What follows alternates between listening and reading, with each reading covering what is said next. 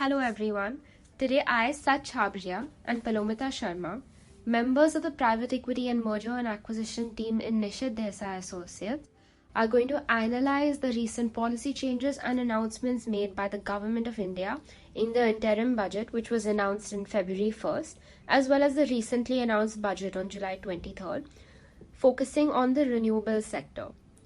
The reason why this sector is so integral is a trend which is actually being recognized domestically as well as world over, as the power sector in general is witnessing a massive change, which is characterized by a growing emphasis on renewable energy sources because of the rising demand for sustainability, energy security, and climate change mitigation. This is also a very important area domestically for India due to the climate change commitments that have been made in India, a few of which include aiming to achieve net zero economy by 2070, reducing the emission intensity of its GDP by 45% by 2030, as well as reducing the projected carbon emissions by 1 billion tons till 2030. The key to actually achieving these climate change commitments, and this key has again been recognized internationally as well as domestically, is the transition to renewables and to focus on power generation through a clean energy mix. And there's specific goals which India has also propagated in the renewable sector as well. Again, just a few of these to keep in perspective is that India is committed to achieve 50% cumulative electric power installed capacity from non-fossil fuel based energy resources, again by 2030. It also aims to have around 500 gigawatts of renewable energy installed capacity by 2030. And it aims to produce 5 million tons of green hydrogen by 2030. It is important to keep these goals and timelines in mind while analyzing the changes that have been proposed to the budget to get an understanding of whether these goals are realistic or unrealistic, and if the budget sets India on the right path towards achieving it. So over to Palomita. Palomita, I wanted to ask you, if you look at the policy changes in various sectors, could you please let us know your thoughts on each of these sectors, focusing on green hydrogen, solar, nuclear, and thermal energy sources, because these are stuff that the government has spoken about in the interim budget as well as the budget this year. Thank you, Sach. So, from an overall perspective, the budget significantly increased the allocation for the Ministry of New and Renewable Energy to rupees 19,100 crores from rupees 12,850 crores earlier. This increased funding will support various renewable energy projects, and the budget as well as the interim budget has focused on green hydrogen, solar, nuclear, and thermal energy sources in particular, like you mentioned.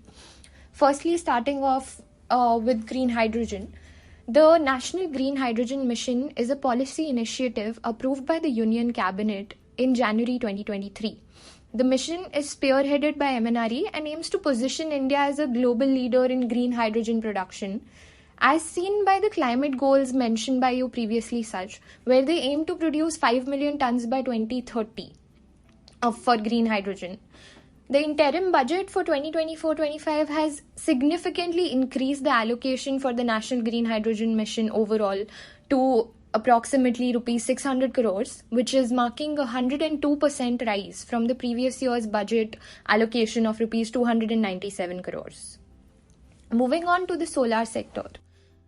For the solar power, the PM Surya Ghar Muft Bijli Yojana, which was introduced in the interim budget in February 2024, is basically an initiative to promote subsidized installation of rooftop solar panel for 1 crore households, and they're also providing free electricity of up to 300 units every month.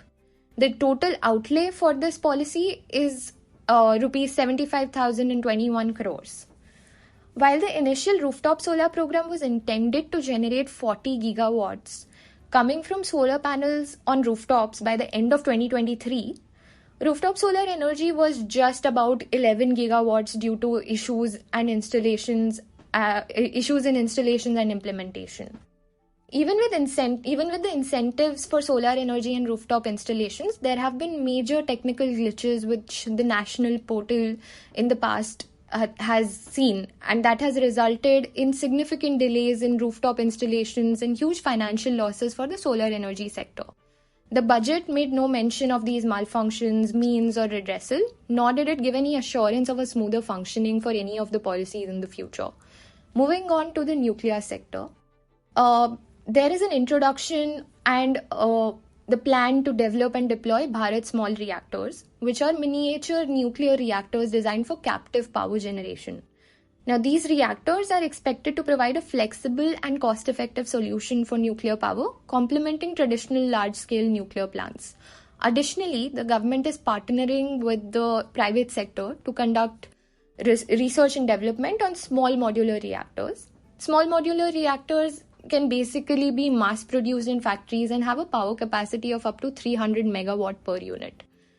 SMRs are being promoted for their potential safety, cost effectiveness, and suitability for locations that cannot support large-scale nuclear plants.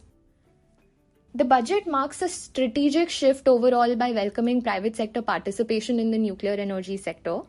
This collaboration will increase the capital flow in the sector to enhance R&D, leading to innovations in nuclear technology, etc. However, we need to look at the fact that this sector is a capital-intensive sector and has not yet been fully open to FDI. And in order to ensure optimum growth of the sector overall, the government may need to consider relaxing the FDI norms and allowing more investment from the foreign entities into the sector. Then moving on to the thermal sector.